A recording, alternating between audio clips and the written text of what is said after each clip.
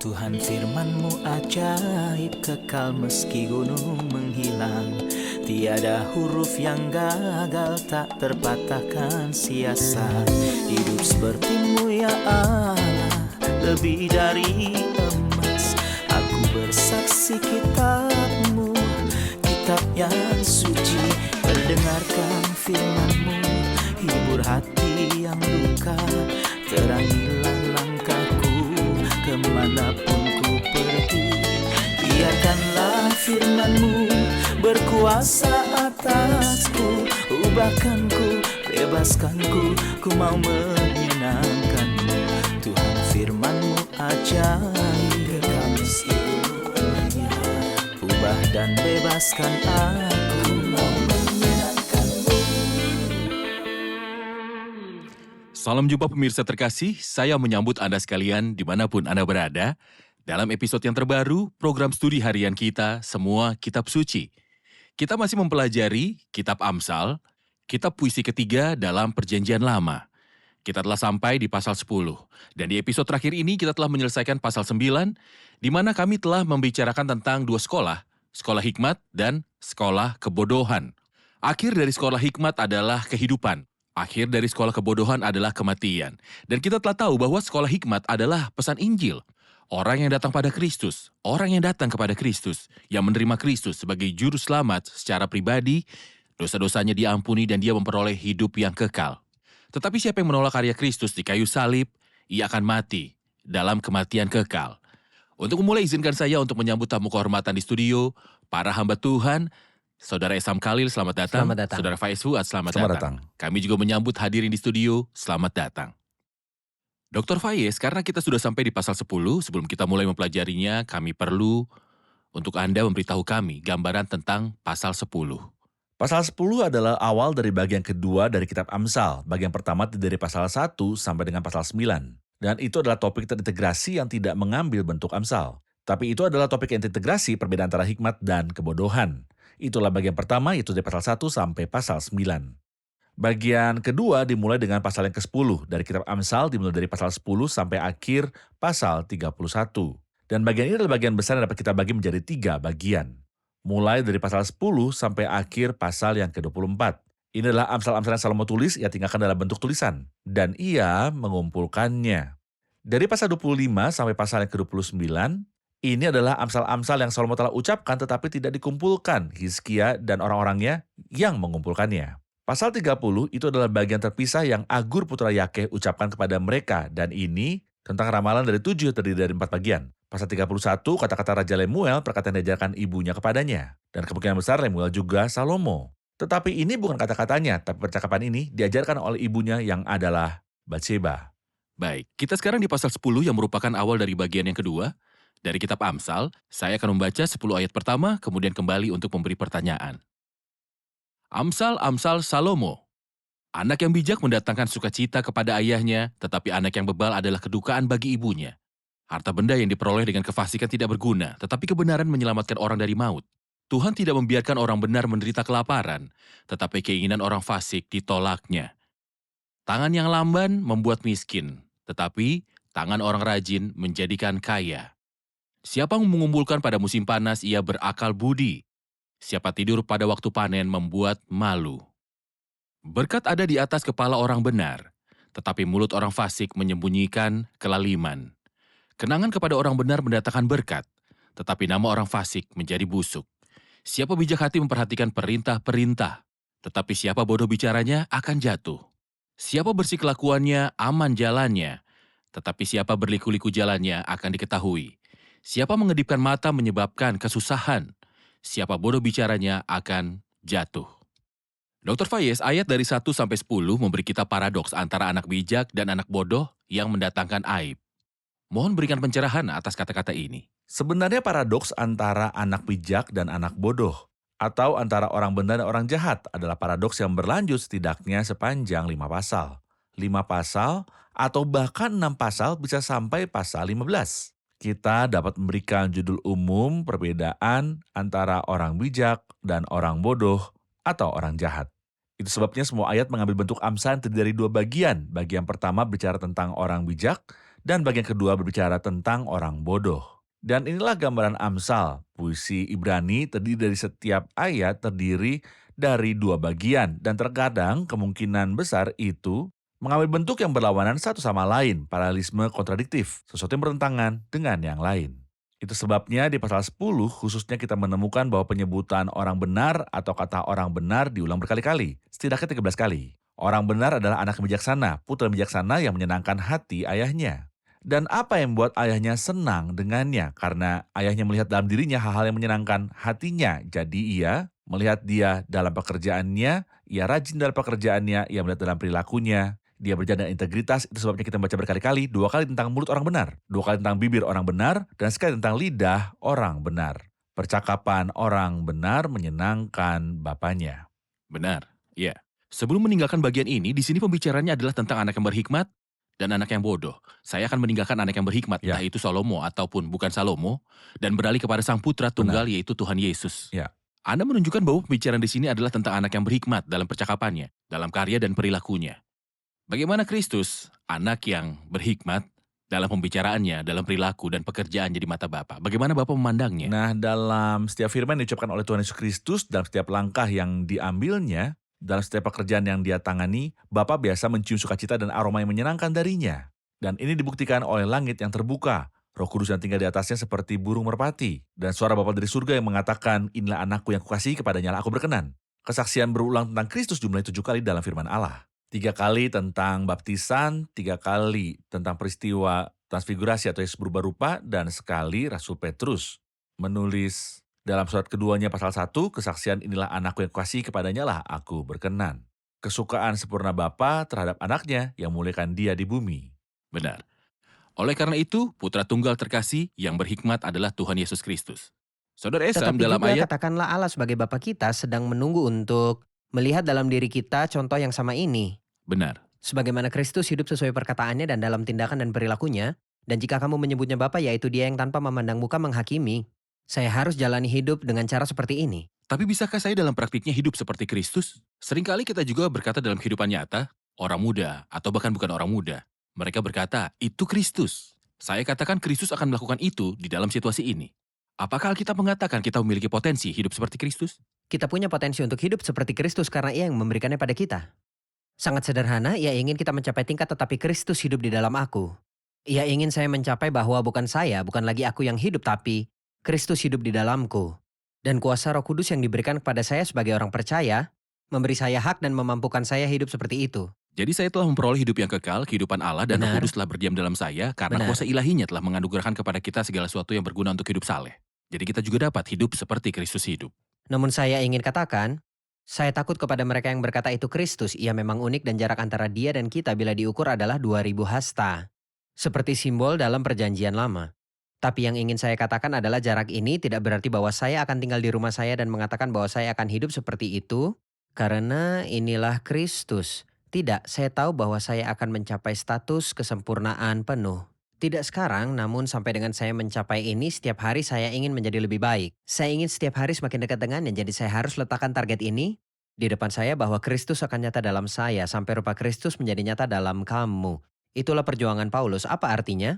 Ini saran praktisnya setiap hari, cobalah untuk menjadi semakin serupa dengan Kristus. Kapan kita mencapainya? Di surga ketika dunia dalam keadaan sempurna. Tetapi ini terjadi jika kita dipenuhi dengan Kristus. Saya Benar. suka mengatakan ketika seorang mengagumi seorang.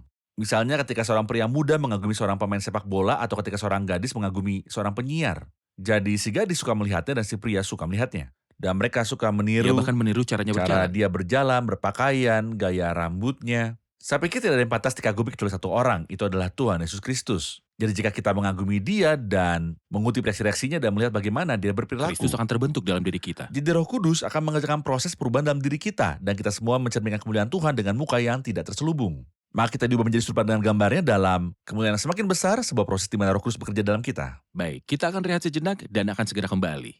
Pemirsa terkasih, kami akan segera kembali setelah jeda rehat. Tuhan ingin melatih kita di ladangnya sehingga kita membangun kota-kota besar. Bukan kota fana duniawi, tetapi untuk membangun di rumahnya yang besar dan dapat menampung semua manusia.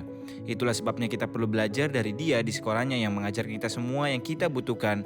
Kita hanya perlu menyerahkan hidup kita kepadanya untuk mempersilahkan Dia memerintah di hati kita, sehingga Ia membentuk kita dan menjadikan kita murid sejati baginya. Karena orang yang rajin adalah orang yang bekerja dan bekerja keras, tidak mengulur-ngulur waktu pada pekerjaannya. Dan ini mengingatkan kita kepada Rasul Paulus yang tidak memperlambat pekerjaannya dalam melayani Tuhan ketika Tuhan memutuskan untuk memanggil dia dalam pelayanannya kehidupannya. Berkuasa atasku, ubahkanku, bebaskanku, ku mau menyenangkanmu. Tuhan firman-Mu ajaib, kekal seluruhnya. Ubah dan bebaskan aku, mau menyenangkanmu.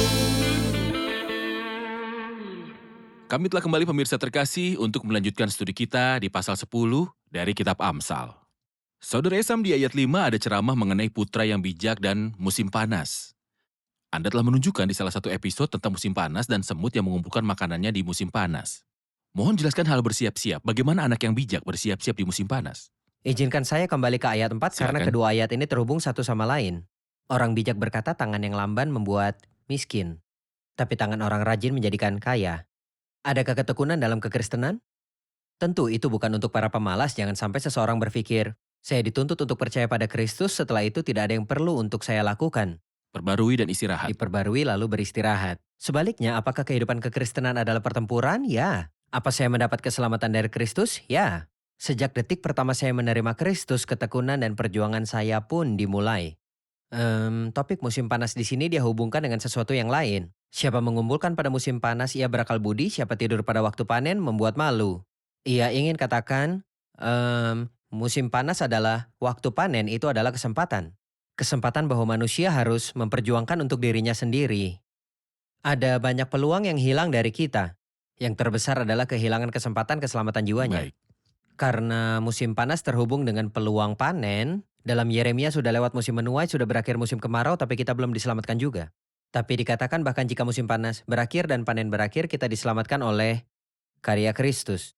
Itu sebabnya saya berharap bahwa para pemirsa memanfaatkan kesempatan yang tersedia yang merupakan kesempatan hidupnya untuk menerima Kristus sebagai juru selamat, karena setelah kehidupan ini tidak ada kesempatan lain. Tetapi juga setiap orang percaya selalu ada kesempatan untuk menjadi lebih baik, menjadi lebih dekat dengan Kristus, melayani Dia lebih banyak dan lebih berbakti kepadanya. Setiap kali kehilangan kesempatan ini, saya seperti anak yang membuat malu, yang tidur pada waktu panen. Tidur pada waktu panen karena kelelahan di dunia tempat dia hidup karena kemalasannya. Tuhan mengajarkan agar pelita diletakkan di atas kaki Dian untuk memberi terang kepada semua orang, tetapi dia berkata bahwa ada orang yang meletakkan di bawah keranjang. Mereka sibuk dengan bisnis mereka, urusan mereka, dan pekerjaan mereka. Ini yang terpenting bagi mereka. Ada juga yang meletakkan di bawah tempat tidur. Ini berbicara tentang orang-orang yang malas, yang berkata saya tidak akan pergi ke pertemuan. Apa pentingnya pertemuan? Apa pentingnya melayani dalam pelayanan ini? Apa pentingnya terjaga di malam hari untuk membaca Alkitab? Tentang mereka, orang bijak berkata kepada kita untuk berhati-hati dan menjadi anak yang bijak. Karena setelah itu hasilnya akan datang, berkat ada di atas kepala orang benar. Baik, kita akan menerima pertanyaan dari hadirin di studio. Saya punya pertanyaan di ayat yang ke-7. Kenangan kepada orang benar mendatangkan berkat, tetapi nama orang fasik menjadi busuk. Apa arti dari busuk? Apa arti dari busuk? Kita dapat mengatakan apa arti dari seluruh pertanyaan, apa arti dari seluruh ayat. Nah, jika saya ingin menjawab ini, saya harus menghubungkan ayat 7 dengan ayat sebelumnya. Silakan. Ayat 6 dan 7 berbicara tentang pria dalam hidupnya dan orang dalam kematiannya. Jadi dalam hidupnya, orang percaya, orang benar, orang saleh, ada berkat-berkat kepalanya. Ia menikmati berkat-berkat ilahi selama hidupnya. Sementara orang jahat berjalan dalam kegelapan dan dikelilingi oleh kegelapan, seolah-olah dia berjalan tanpa mengetahui jalannya. Tetapi bahkan setelah kehidupan ini berakhir, di sini ingatan akan orang benar akan diberkati. Jadi setiap kali datang kenangan tentang orang bijak, orang percaya itu terkait dengan berkat dan sukacita hati. Sementara ingatan tentang orang jahat dikaitkan dengan sesuatu yang menyebabkan ketidakpuasan. Dan setelah beberapa saat, ingatan akan orang jahat akan berakhir. Sementara orang benar akan berada dalam ingatan abadi. Ya, saya ingin mengatakan beberapa perbandingan untuk memperjelas idenya. Saya mengatakan bahwa berkat ada di kepala orang benar, tapi kekerasan menutupi mulut orang jahat.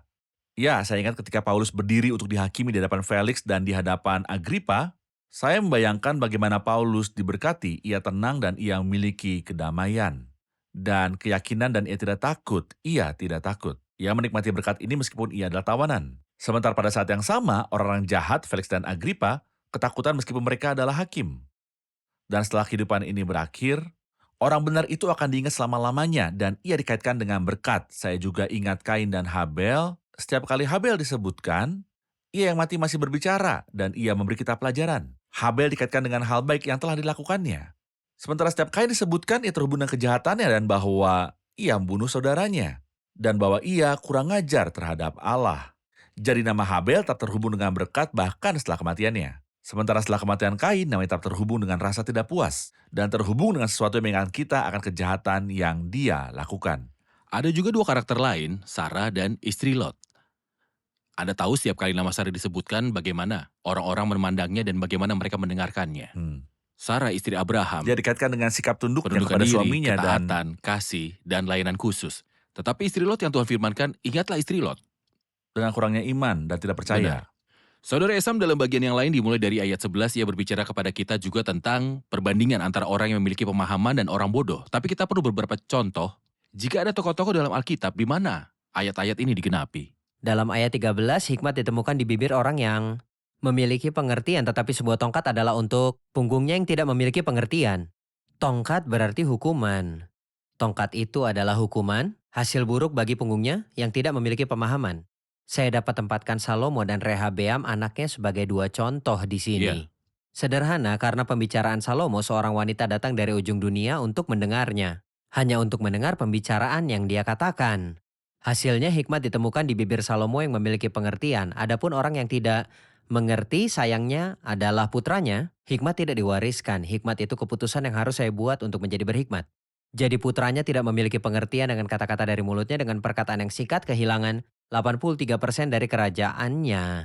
Dengan perilaku sembrono dan bodoh, ia berkata, saya tidak akan menanggapi permintaanmu. Saya lebih kuat dari ayahku dan aku akan menambah kukmu. Dia berbicara kasar. Mereka menjawabnya, pakailah caramu dan kami akan pakai cara kami sendiri. Ia juga berbicara tentang yang ada di ayat 14, orang bijak menyimpan pengetahuan, Tetapi mulut orang bodoh, tetapi mulut orang bodoh adalah kebinasaan yang mengancam. Itu membawa malapetaka. Ini mengingatkan pada Nabal. iya. Kata-katanya dia bahkan bisa menolak permintaan Daud dengan cara yang lebih Bebal, rasional. kiranya Anda jauh dari hal itu. Namun ia bebal, tepat, dan kebebalannya menyebabkan kehancurannya. Itu yang membuat dia menjadi seperti itu. Di sisi lain, istrinya, Abigail, Ucapannya dipenuhi dengan hikmat, dengan pengetahuan dan hikmat. Dan karena dia, Daud membiarkan Nabal hidup, meskipun ia bisa saja menyakitinya. Setelah itu ia melanjutkan perbandingan antara keduanya ketika ia mengatakan dalam ayat 16, upah pekerjaan orang benar membawa kepada kehidupan, penghasilan orang fasik membawa kepada dosa. Penghasilan orang jahat di sini sebenarnya akibat dosa. Akibat dosa artinya akibat dari pelanggaran yang dilakukan adalah hal yang sangat salah, hal yang merugikan. Upah pekerjaan orang benar membawa kepada kehidupan, seperti persembahan Habel menuntun pada kehidupan kekalnya, bahkan Alkitab berkata ia masih berbicara sesudah ia Iya, mati. iya. Tetapi Kain, upahnya atau akibat dosanya adalah bahwa dosanya tetap ada padanya. mengapa Anda pergi? Ayat 15? Kota yang kuat bagi orang kaya ialah hartanya hanya karena waktu. Tidak, Tapi silakan ia kami ingin berkata, mendengarnya. kota yang kuat bagi orang kaya ialah hartanya, tapi kebinasaan bagi orang melarat ialah kemiskinan. Dia tidak mengatakan ini sebagai satu nasihat. Namun bagaimana setiap orang berpikir? Ia berkata, mengajarkan pada kita, percayalah kepada Tuhan dengan segenap hatimu dan janganlah bersandar kepada pengertianmu sendiri. Tidak mungkin dia mengubah kata-katanya di sini dan berkata bahwa ia bersandar pada kekayaannya. Di sini dia berkata orang kaya melihat seperti itu. Mari kita ambil contoh Nebukadnezar yang sedang Anda bicarakan. Malam kenikmatannya berubah menjadi teror dalam sekejap. Kehidupannya dijungkir balikan dan diusir dari kota yang dibentenginya. Saat yang sama ia juga berkata bahwa orang jahat berpikir kehancuran mereka adalah karena kemiskinan. Sementara saya ingat seorang yang miskin seperti Mordekai. Seorang penjaga gerbang duduk di gerbang raja dan tidak punya apa-apa. Satu hari mendengar berita mengerikan yang bisa terjadi padanya dan bangsanya. Tetapi raja yang berpikir bahwa kotanya yang berbenteng tidak bisa melindungi dia ataupun orang miskin yang dihancurkan oleh kemiskinannya. Sebaliknya Tuhan adalah orang yang campur tangan pada akhirnya menjadikan orang yang adalah Mordekai ini berada dalam posisi yang sangat bagus. Jadi kita beralih ke bagian tentang kebodohan dan itu sangat besar. Tapi mari kita bicara tentang percakapan. Misalnya di dalam banyak bicara pasti ada pelanggaran. Tapi yang menahan bibirnya berakal budi. Ayat 21, bibir orang benar menggembalakan banyak orang. Tapi orang bodoh mati karena kurang akal budi. Saya pikir kita bahkan tidak perlu melihat ke Alkitab dalam hal ini. Benar. Lihat sekeliling kita dan kita akan menemukan bahwa banyaknya perkataan itu menyakitkan. Namun yang berpikir dengan baik sebelum berucap mendatangkan berkat bagi banyak orang. Benar, terima kasih. Kita rehat sejenak dan akan kembali. Pemirsa terkasih, saya akan kembali lagi setelah rehat dan saya mendorong Anda. Jika Anda memiliki pertanyaan atau permintaan, kirimkan kepada kami. Kami akan menerimanya dengan senang hati, dengan kasih karunia Tuhan. Kami akan menjawabnya.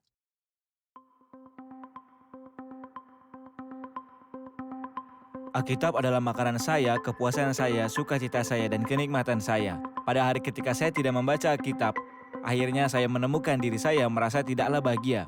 Tetapi saya juga dapat mengatakan bahwa orang mungkin merasa tertekan setiap hari, di mana seseorang membaca dalam Alkitab dan menikmati firman Tuhan. Ia mengalami sukacita yang besar dan kepuasan yang menakjubkan. Selain itu, Alkitab adalah senjata yang ampuh untuk menghadapi musuh. Berkuasa atasku, ubahkanku, bebaskanku, ku mau menyenangkanmu. Tuhan firman-Mu ajaib, kekal seluruhnya.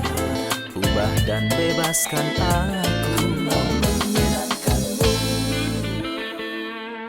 Kami telah kembali pemirsa terkasih untuk melanjutkan studi kita di pasal 10 dari kitab Amsal.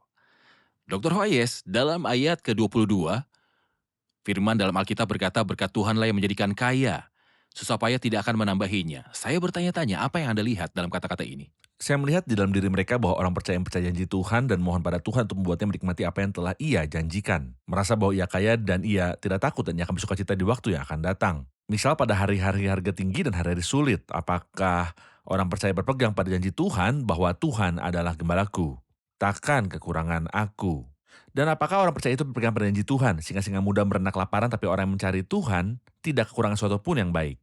Jika kata-kata ini tertanam dalam diri orang percaya dan tertulis di hatinya, saya pikir ia akan merasa bahwa ia sangat kaya karena apapun keadaannya, kekayaan Tuhan berada di atas segalanya. Saya ingat seorang wanita yang sedang menikmati janji dari Tuhan, tidak pernah kulihat orang benar ditinggalkan atau anak cucunya meminta-minta roti. Jadi ketika suaminya meninggal dan meninggalkan hutang, ia pergi meminta berkat Tuhan atas hidupnya dan ia memberitahu hamba Tuhan, dan kau ini tahu bahwa hambamu itu takut akan Tuhan. Dan ia bertanya kepadanya, apakah benar bahwa kita kekurangan? Dan ia berkata kepadanya, tidak, itu mustahil.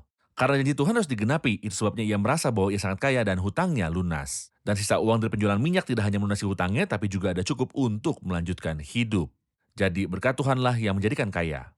Dan lebih baik yang sedikit pada orang benar daripada yang berlimpah-limpah pada orang fasik. Benar. 5 roti dan 2 ikan untuk dinikmati dari tangan Tuhan dapat memenuhi semua kebutuhan berapapun besarnya kebutuhan. Berkat Tuhanlah yang menjadikan kaya supaya tidak akan menambahinya. Tetapi ia berbicara setelah itu tentang berlaku cemar adalah kegemaran orang bebal. Ini berarti bahwa orang jahat melakukan dosa sementara ia bahagia, kemuliaan mereka ialah aib mereka. Saya ingat ketika Herodes mengadakan pesta dan membawa gadis itu untuk menari.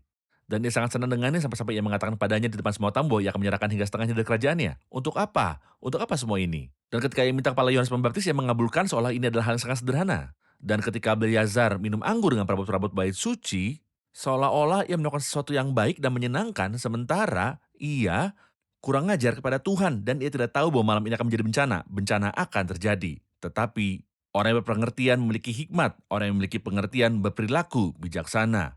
Pinheas, misalnya ketika ada orang yang melakukan perzinahan, Musa berkata, barang siapa berada di pihak Tuhan, datanglah kepadaku. Pinheas mengambil keputusan yang kuat untuk kemuliaan Tuhan. Ia bertindak bijaksana mendapatkan segala sesuatu pada tempatnya. Yusuf bertindak bijaksana dan ia memiliki pemahaman. Ketika wanita itu menekannya, ia mengambil sikap tegas. Bahkan jika itu akan mengakibatkan dia masuk penjara, tapi ia tidak pernah membuat Tuhan marah sama sekali. Bagaimanakah mungkin aku melakukan kejahatan yang besar ini dan Benar. berbuat dosa terhadap Allah? Baik, kita akan menerima pertanyaan dari hadirin. Saya Silakan. punya pertanyaan. Ya. Saudara Esa mengatakan bahwa hikmat tidak diwariskan, sehingga putra Salomo tidak mewarisi hikmat dari ayahnya meskipun Salomo sangat bijaksana. Bagaimana kita bisa membuat anak kita memiliki hikmat pada saat-saat seperti ini?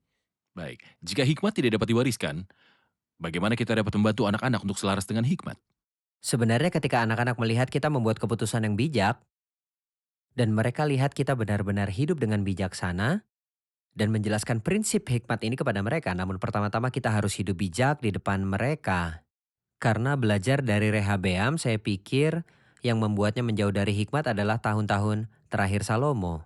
Karena pada tahun-tahun terakhirnya Salomo mengikuti pikirannya sendiri, menikahi banyak wanita dan melakukan banyak hal, dan ia membuat Tuhan marah berkali-kali. Jika ia mau melanjutkan, lihat Daud, karena ia terus berlanjut sampai akhir, meskipun Daud punya celah menganga dalam hidupnya, dan seringkali ia jatuh namun ia biasa bertobat dan kembali. Jadi ia membuat Salomo mewarisi hikmat dan kesalehan. Atau lebih tepatnya adalah panutan baginya sehingga Salomo bisa melalui hidup seperti dia. Namun Salomo, saat tahun-tahun Rehabeam tinggal bersama Salomo, ketika ia masih muda, ia tidak melihat hikmat yang benar ada di dalam dirinya. Ia tidak melihat dalam dirinya Ia seorang tidak panutan. menemukan panutan sehingga hikmat itu tidak diwariskan padanya. Jadi hal terbaik untuk anak-anak kita adalah menjadi panutan bagi mereka. Baru setelah itu kita ajarkan mereka berpikir, dan ini adalah hal yang praktis. Cara saya ajari anak-anak saya seharusnya tidak hanya dengan aturan saja. Saya harus ajarkan hal sederhana, mengapa saya berpikir seperti itu, mengapa saya lakukan ini dan tidak lakukan itu. Kita ajarkan prinsip hikmat, kita jadi panutan, baru ajarkan. Benar, ya. Dr. Faya, saya akan beralih ke ayat 30. Orang benar tidak terombang-ambing untuk selama-lamanya, tetapi orang fasik tidak akan mendiami negeri.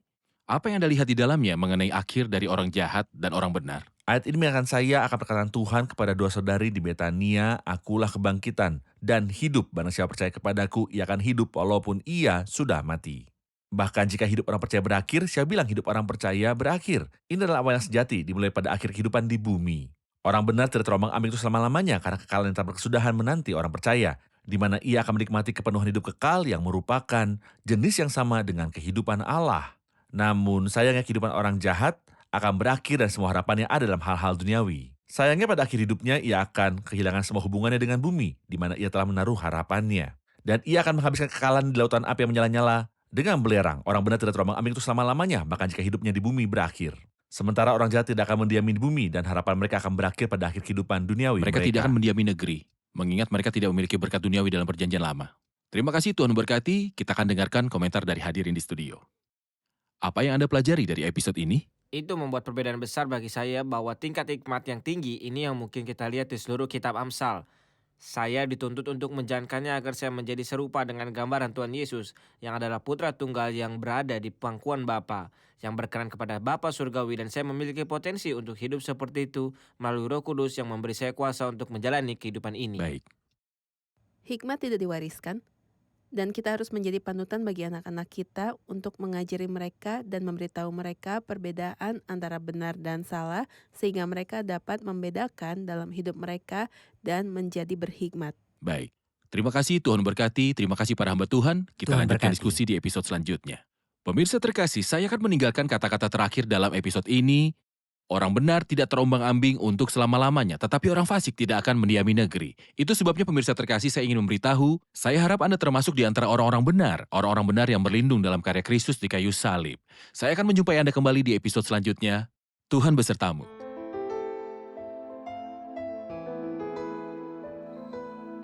Tuhan firman-Mu ajaib, kekal meski gunung menghilang. Tiada huruf yang gagal, tak terpatahkan siasat. Hidup seperti-Mu ya Allah, lebih dari emas. Aku bersaksi kitab-Mu, kitab yang suci. Mendengarkan firman-Mu, hibur hati yang luka. Terangilah langkahku kemanapun ku pergi. Biarkanlah firman-Mu berkuasa atasku. Ubahkanku, bebaskanku, ku mau menyenangkan-Mu. Tuhan firman-Mu ajaib, kekal meski ubah dan bebaskan aku.